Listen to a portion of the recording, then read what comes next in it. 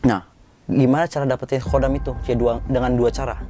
Pertama, dengan kita usaha sendiri, dengan datengin dukun, ataupun yang disebut dengan orang pintar, ataupun yang dengan cara semedi atau ritual betapa gitu ya. Kedua, biasanya pemberian. Anak kecil itu peka loh, anak bayi itu peka, bisa merasakan apa yang tidak semua orang bisa rasakan, seperti suara-suara jatuh, bahkan sampai suara orang pun kita dengar. Dengan seksama kita dengar sekali waktu kita syuting di rumah yang bersampingan dengan benteng Belanda. Untuk mandiin jenazah, selama saya bisa, saya bakal tetap mandiin jenazah. Orang yang pertama kalinya lihat itu kayaknya mungkin gak bakal tahan sih, 80% orang gak bakal tahan. Ketemu tali pocong di dalam ambulans yang istilah kata udah benar-benar bersih, tapi nemu tali pocong pas pulang nyampe di masjid. Assalamualaikum warahmatullahi wabarakatuh. Selamat malam semua sahabat Sidak Misteri. Berjumpa lagi dengan saya Kopaldi, host dari Sidak Misteri.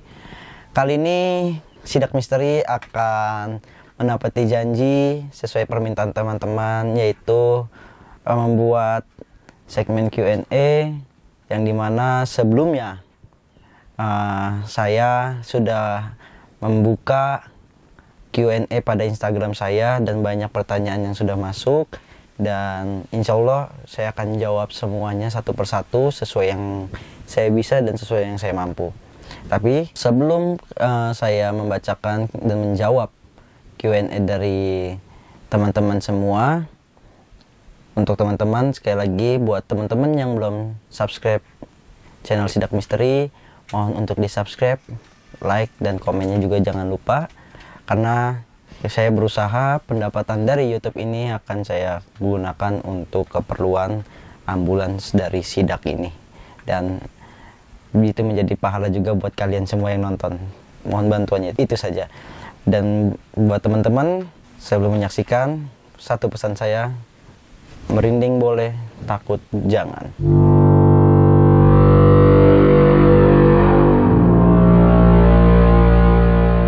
Pertanyaan pertama, ini ada banyak pertanyaan, saya udah pilih-pilih dulu ya. Saya akan jawab dari pertanyaan. Yang pertama dari YBD AAP. Pertanyaannya itu, udah angkut berapa jenazah bang kira-kira di ambulans ini? Kalau ambulans yang ini yang baru, saya belum ngangkat jenazah sama sekali. Tapi saya selama mobil ini turun, selama belum ada plat, saya sudah bawa 3 pasien yang keadaannya darurat semua. Pertama, darurat lahiran, jam 2 pagi kita rescue, panggilan. Yang kedua itu korban kecelakaan yang kebetulan saya lagi bawa untuk beli bensin mobil ini, tiba-tiba di stopin di jalan karena ada kecelakaan. Yang ketiga itu bawa orang yang kena, nggak tahu sakit apa, yang jelas dadanya sakit, nyesek, dan kita rescue pakai ambulans Sidak. Dan kalau untuk yang di ambulans yang lama mungkin udah banyak lah ya, hampir saya juga nggak bisa ngitung karena kurang lebih 5 tahun di sana. Saya juga banyak yang lupa inget ya, cerita-ceritanya pun banyak juga yang kita ambil, yang udah saya bagikan di cerita-cerita saya sebelumnya. Dan kedua ada dari Arsasia. Gimana cara seseorang mempunyai khodam, dengan cara apa dia mengalahkan khodam itu? Ini pertanyaannya agak rumit ya. Gimana cara seseorang mempunyai khodam? Terkadang cara orang mempunyai khodam itu kadang-kadang kita pun sendiri nggak tahu ya. Khodam itu ibarat kata kayak apa ya? Penjaga ya, penjaga selain apa ya, makhluk halus lah. Bahasa dalam dunia goibnya itu penjaga. Nah, gimana cara dapetin khodam itu? Ya dengan dua cara.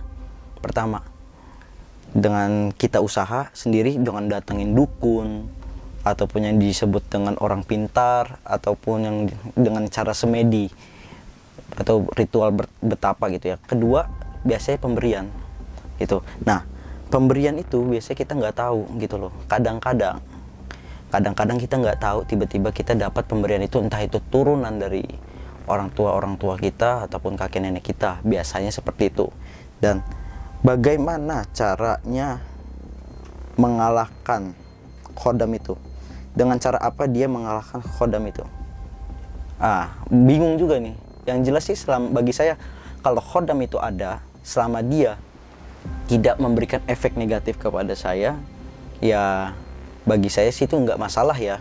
Dan bagi saya juga sendiri, kalau misalkan nggak ada efek negatif, saya pun nggak mau cari tahu menau ya gitu. Kedua, kalau misalkan dia memberi efek negatif, bagi saya mungkin itu perlu namanya bantuan ya, entah itu yang biasa kita sebut dengan ruqyah gitu ya kan. Insya Allah dengan ruqyah pun kita bakal bersih, penunggu-penunggu ataupun jin-jin yang ada di badan kita itu insya Allah hilang juga gitu. Nah, kalau untuk orang yang diruqyah, pengen diruqyah ya jangan takut ya sebenarnya. Kalau misalkan kalian merasa badan kalian tidak kayak aneh, kayak misalkan merasa berat buat melangkahkan kaki ke masjid, coba deh diruqyah. Ataupun emosi hawanya gitu ya kan, ketika emosi, padahal kita itu merasa diri kita tuh bukan orang yang emosian, tapi ketika ada yang mancing kita tuh emosi seperti orang kesetanan gitu ya kan, coba diruqyah. Itu mungkin ada sesuatu di dalam badan yang tidak bisa dilihat dengan kasat mata ya kan. Nah, terus ada pertanyaan selanjutnya dari Fikri Fatur. Dulu gue peka banget sama hal-hal gaib kayak gitu, sekarang enggak. Kenapa ya? Apa karena ibadah gue yang bolong-bolong? Nah, mungkin gini ya, mungkin seiring berjalannya waktu itu hilang sendiri, mungkin iya gitu loh. Entah juga, ataupun kita kayak contoh misalkan anak kecil itu peka loh, anak bayi itu peka, bisa merasakan apa yang tidak semua orang bisa rasain ya gitu ya. Kayak misalkan dia ngeliat sesuatu makhluk halus, misalkan dia kesambat kayak nangis gitu, itu karena dia ngeliat misalkan ya, karena dia melihat gitu kan. Tapi ada juga yang kayak gitu tuh bukan sampai bayi doang, keterusan sampai remaja gitu loh, sampai ke remaja, dan lama-kelamaan itu hilang sendiri.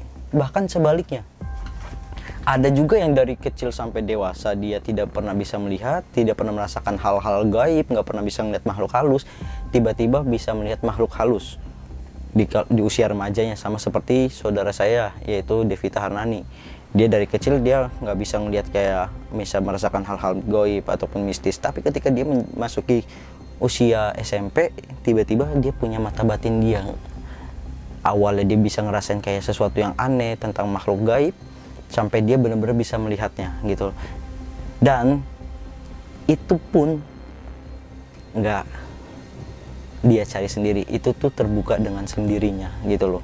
Nah, kalau misalkan tiba-tiba saat ini hilang, mungkin ya buat Fikri Fatur, mungkin itu sudah berjalan, mungkin ya udah waktunya memang hilang gitu loh.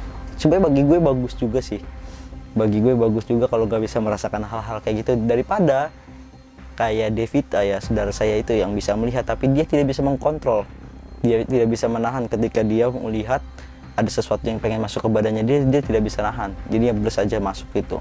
Lebih baik kalau menurut saya mah lebih baik hilang kayak gitu, itu lebih bersyukur, lebih penting sekali gitu kan, lebih baik hilang, karena kalau kayak gitu kesiksa juga gitu loh. Nah, terus selanjutnya ada pertanyaan dari _salt. Pernah gak sih pas lagi ngonten ada gangguan mistis? Banyak. Saat ngonten pertama kali saya bikin YouTube, ketika saya punya niatan, waktu itu dibantu teman-teman tim, punya niatan untuk bikin channel YouTube ini, Sidak Misteri. Waktu ketika kita ngebentuk nama tim Sidak Misteri itu saya bersemangat sama sekali. Bener-bener gak ada niatan kayak aduh gak mungkin nih begini. Tapi ketika besok kita baru mau mulai syuting untuk explore tempat horor, tempat angker, rasa percaya diri saya hilang. Di situ saya ngebentuk tim ada 4 orang. Membentuk tim 4 orang, termasuk saya jadi 5. Dan di situ tiba-tiba H-1 saya merasa nggak percaya diri. Karena bagi saya, kalau saya pribadi, saya siap dengan hal-hal mistis. Dan bagi saya konsumsi hal mistis itu bagi saya udah hal yang lumrah. Tapi saya kepikiran tim-tim saya yang lainnya, karena di tim saya ada 1 orang perempuan. Saat itu saya takutnya tim saya tidak siap dengan berbagai resiko, entah selesai syuting itu diikuti ke dalam sampai ke rumahnya masing-masing. Itu yang saya takut. Kalau untuk masalah kesurupan, insya Allah saya nggak takut, tapi takutnya ketempelan sampai rumah. Dan tiba di mana hari syuting yang pertama,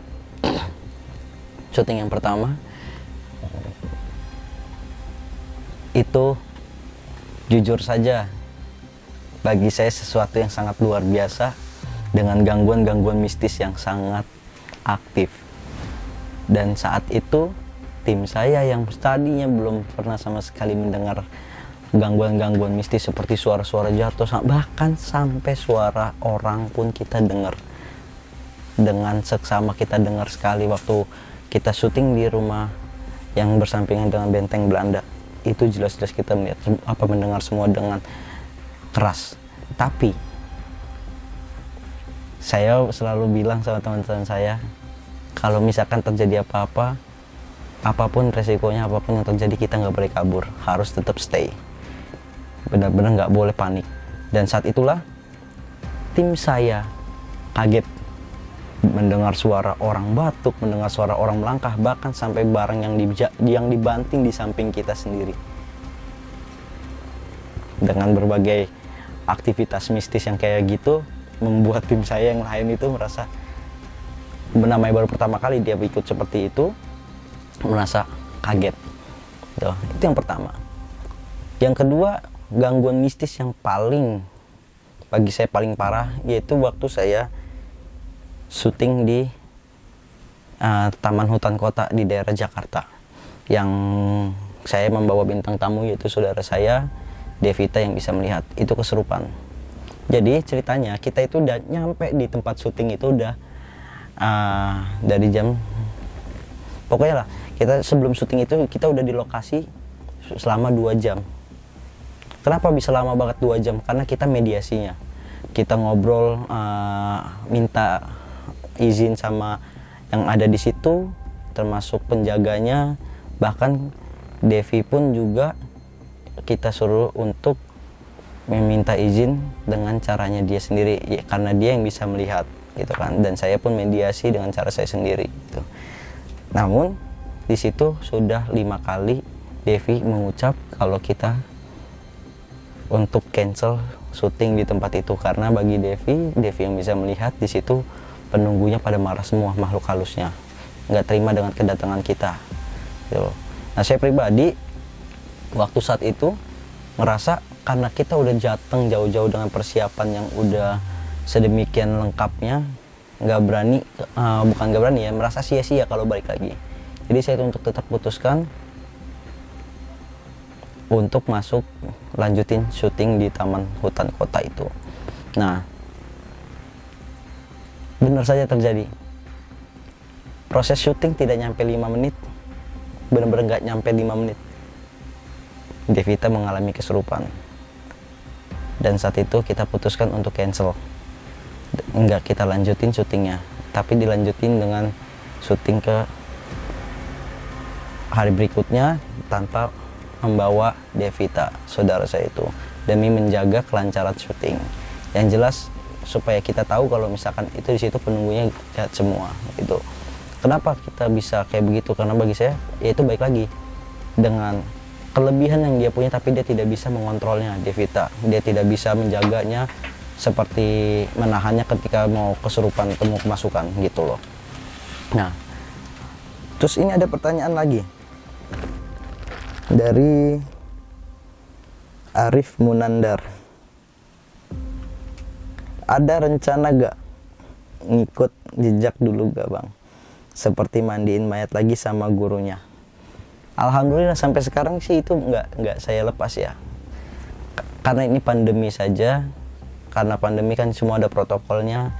Ya, kita juga kebanyakan orang yang meninggal itu dimandikannya di rumah sakit, langsung di rumah sakit. Tapi setelah berapa lama, 2 tahun lebih lah ya, 2 tahun lebih saya nggak pernah mandiin lagi selama pandemi. Ikut mandiin baru pertama kali lagi setelah pandemi itu sekitar 2 minggu lalu. 2 minggu lalu saya habis mandiin jenazah bersama guru saya, Mang Sambas itu udah sebenarnya kalau misalkan dibilang berhenti sih nggak bakal berhenti, insya Allah selama saya masih nafas, saya masih punya umur, insya Allah untuk mandiin jenazah selama saya bisa, saya bakal tetap mandiin jenazah. Karena sebelum saya jadi supir jenazah, saya turun duluan, lebih turun duluan ke pemandian jenazah dari kelas 6 SD bersama mamang saya. Pertama kalinya tuh saya ikut mandiin jenazah karena masih jadi remaja masjid. Nah, ini pertanyaan lagi dari Alvaro Bautista, Alvaro_Bautista. Apa perasaan lu ketika ngebantuin yang temen lu yang kena santet itu, Bang? Untuk perasaan seneng iya, dan perasaan kaget juga ya. Senengnya kenapa? Karena baru pertama kali saya nyembuhin orang yang kena santet, benar-benar sampai sembuh. Itu insya Allah nanti ya, untuk teman saya yang kena santet itu, insya Allah jika waktunya tepat dia bakal jadi narasumber di sini, dan dia akan mau ceritain tentang pengalamannya dia selama dia hidup 3 tahun lebih dengan santet itu, gitu loh. Perasaannya dia nanti bakal diceritain di sini. Dan kenapa kaget? Saya juga merasa kaget karena teman dekat saya ya punya dapat gangguan seperti itu, dapat musibah disantet seperti itu. Itu bagi saya kasihan banget ya, selama 3 tahun tidak menjalankan ibadah. Setiap aku dengar azan tuh kupingnya terasa geli gitu kan, terasa geli. Makanya disitulah saya merasa kasihan juga, kaget sama teman saya itu, sahabat kecil itu. Dari kecil berteman sama dia, kita benar-benar teman kecil banget lah sampai sekarang. Perasaannya senang, menjadi suatu pengalaman, karena walaupun sebelumnya saya pernah nyembuhin orang yang kesurupan, tapi beda konteksnya dengan yang ini. Teman kecil saya ini dia kenanya santet gitu ya kan, udah otomatis pasti senang sekali mendapatkan pengalaman yang baru. Oke, selanjutnya ini ada pertanyaan dari Septianisa. Waduh, partner horor saya ini, kakak Septi nih, Bang Sep. Dia bertanya, biasanya kalau habis syuting ke tempat horor suka ada yang ngikutin sampai ke rumah gak, Bang? Ada ada pasti. Ini banyak pertanyaan yang seperti ini banyak ini mudah-mudahan mewakilkan yang lain ya. Biasanya kalau habis syuting ke tempat horor suka ada yang ngikutin sampai ke rumah gak, Bang? Ada. Paling minimal badan kita tuh pegel-pegel berhari-hari, entah 1-2 hari atau 3 hari. Itu kita perasaan pegel, padahal kita di situ nggak terlalu capek gitu loh. Kaki kita berat, pundak kita berat, itu namanya ketempelan ya, ketempelan itu namanya ketempelan. Karena wajar aja bagi saya, kayak hal kayak gitu tuh, itu bagi saya hal wajar, karena bagi saya kita itu masuk ke tempat yang udah jadi tempatnya setan-setan kumpul, dan kita mencari tahu gitu loh, dan kita mencari tahu. Jadi bagi saya itu udah hal wajar, ketempelan seperti itu sampai di rumah diikutin gitu loh. Tapi itu kayak biasanya nggak lama. Balik lagi, kalau misalkan setan ngikutin kita, iseng dengan kita, itu pasti nggak bakal lama. Kalau kita kayak, karena kita ketemu di jalan, lihat di jalan, ada setan, terus kita pulang kesambet, itu biasanya nggak lama. Dan cerita dengan kayak santet gitu doang, pasti lama kalau santet itu. Nah, terus ada yang nanya nih dari Edo Opa, cara buka mata batin bagaimana? Nah, ini tadi udah dibahas. Cara buka mata batin yaitu dengan 2 cara. Pertama dengan usaha kita sendiri, ataupun biasanya kalau keberuntungan tuh biasanya kita itu bisa ngelihat sendiri ya, tanpa kita cari, tanpa kita minta, tanpa kita usahakan, itu biasanya datang sendiri. Apa itu biasanya kita cari sendiri? Itu biasanya datang ke yang biasa disebut sekarang tuh orang pintar, atau bahasa kerennya dukun. Ya, datang untuk minta dibukakan mata batinnya, itu bisa banget. Banyak kok dukun-dukun yang bisa nerima kayak begitu. Tapi pertanyaannya, ini menanya kayak gini, mau dibuka mata batinnya tuh gimana? Yakin siap? Bisa gila kalian ini, bisa. Kalau orang yang pertama kali, mungkin pertama kalinya lihat itu kayaknya mungkin gak bakal tahan sih. 80% orang gak bakal tahan, pasti bakalan gak sanggup dia bisa melihat seperti hal-hal goib, melihat kehidupan goib sama seperti melihat kehidupan di manusia gitu loh, kehidupan nyata. Hal mistis apa yang pernah terjadi oleh gue hingga tak akan pernah terlupakan sampai saat ini. Hal mistis yang gak pernah bisa dilupain ketika gua hal mistis ya, saat jadi sopir jenazah, ketemu tali pocong di dalam ambulans yang istilah kata udah benar-benar bersih, tapi nemu tali pocong pas pulang nyampe di masjid ketika udah selesai. Itu hal mistis pertama. Kedua, yang benar-benar gak bisa paling dilupain ya, kedua ketika waktu gangguan bawa jenazah yang kemana ya, yang ditarik baju ke Cirebon deh kalau nggak salah, ke Selawi deh, di Tegal, kalau Tegal yang bajunya ditarik. Itu gangguan mistis yang benar-benar sampai kontak fisik, itu yang benar-benar gak bisa dilupain sama sekali sampai saat ini. Benar-benar ngebekas dan benar-benar banget, kena banget gitu loh. MRP Rizky, bagaimana merubah mindset pola pikir ketika lu menjadi sopir jenazah atau pemandi jenazah? Mungkin dari segi ketakutannya ya, mengendalikan ketakutannya ya. Kalau gue mengendalikannya sebaik lagi kayak mengatasi hawa takut itu seperti apa ya. Kayak contoh misalkan ketika gue jalan di bawa ambulans misalkan, selesai gue bawa jenazah dari luar kota, mungkin gue pulang sendirian lewat jalan yang gelap di tengah hutan, bener-bener gak ada penerangan, cuman gue mobil doang, pasti terbesit perasaan takut ada. Tapi bagaimana cara mengatasinya, yaitu dengan berpikiran positif. Gue biasanya nyanyi ataupun sholawat, lebih utamanya sholawat sih ya. Kayak gue kadang-kadang pun bukan cuma sholawat, azan pun iya. Pokoknya apapun yang gue lakukan gitu, yang penting positif untuk mengisi, untuk melupakan sejenak apa yang gue pikirin tentang ketakutan. Karena semakin kita takut, semakin kita dikalahkan sama rasa hawa takut, itu akan semakin terjadi. Contoh misalkan kita jalan di gang kecil, jalan kaki, terus perasaan kita kayak ada yang liatin di belakang, ada yang ngikutin. Begitu terus mindset itu bakal terjadi, pasti terjadi. Coba aja tengok ke belakang, makanya pasti bakal terjadi ada yang ngeliatin, ada yang ngikutin. Tuh, yang jelas sih cara mengatasinya dengan cara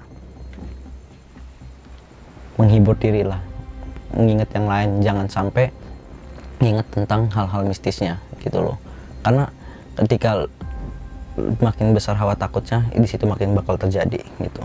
Pertanyaan selanjutnya dari Yazid Fahmi 14.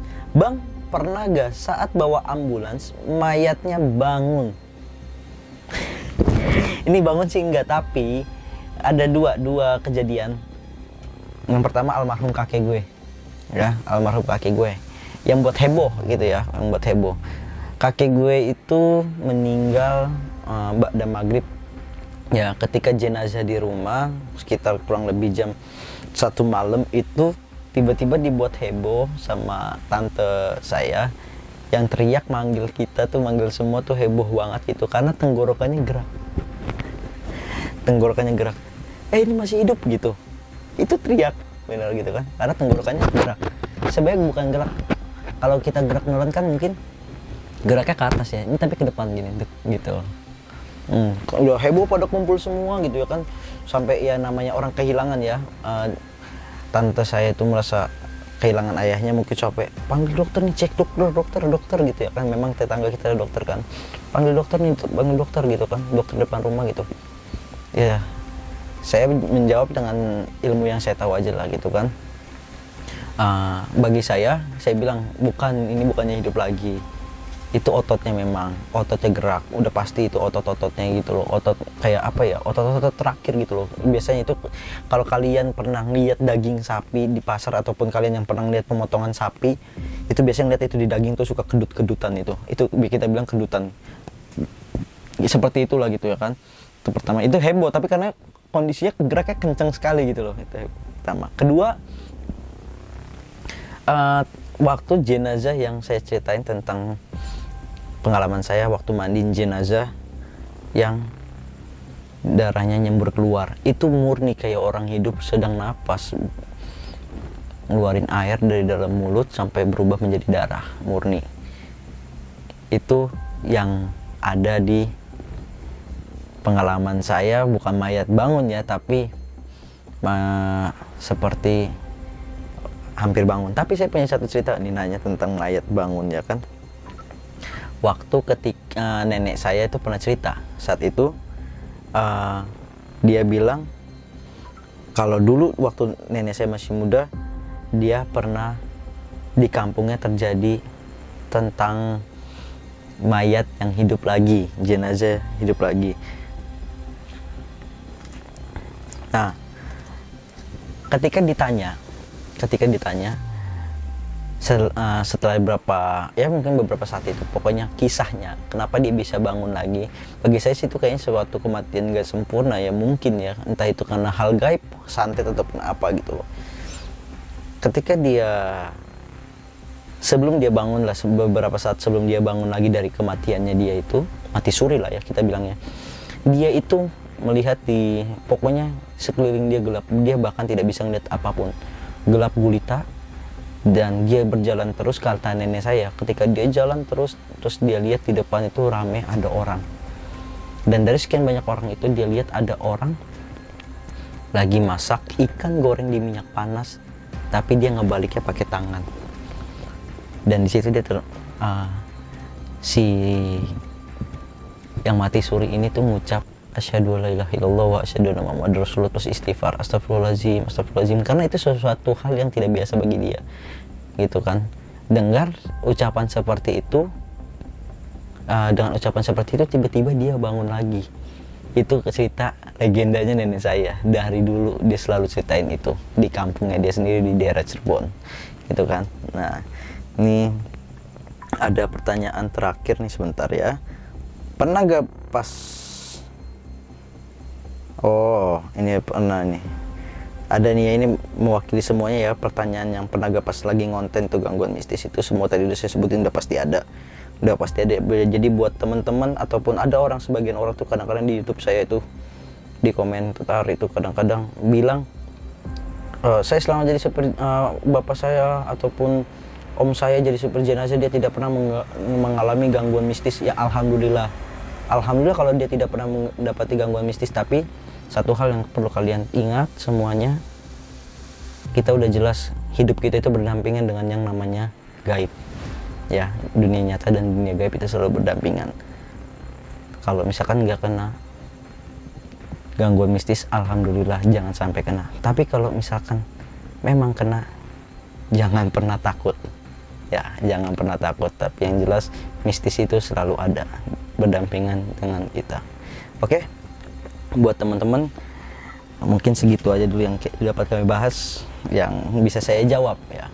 Jadi buat teman-teman, mungkin teman-teman nanti bakal ada yang, sebelum saya akhiri nih ya, buat teman-teman yang ada cerita-cerita tentang cerita horor ataupun cerita mistis, teman-teman bisa DM ke kita. Insya Allah kalau misalkan khususnya orang-orang DKI Jakarta ataupun yang di luar DKI ya, masih di dalam Jabodetabek, mudah-mudahan kita bakal jemput untuk podcast duduk di samping saya di sini di ambulans ini untuk menceritakan kisah horornya. Ya, buat teman-teman jangan lupa subscribe channel YouTube Sidak Misteri, karena dengan channel Sidak Misteri di subscribe, kalian membantu saya untuk melancarkan ambulans sidak ini. Dan sekali lagi saya ucapkan terima kasih buat teman-teman yang sudah menonton. Tetap terus saksikan Sidak Misteri, merinding boleh, takut jangan. Wassalamualaikum warahmatullahi wabarakatuh.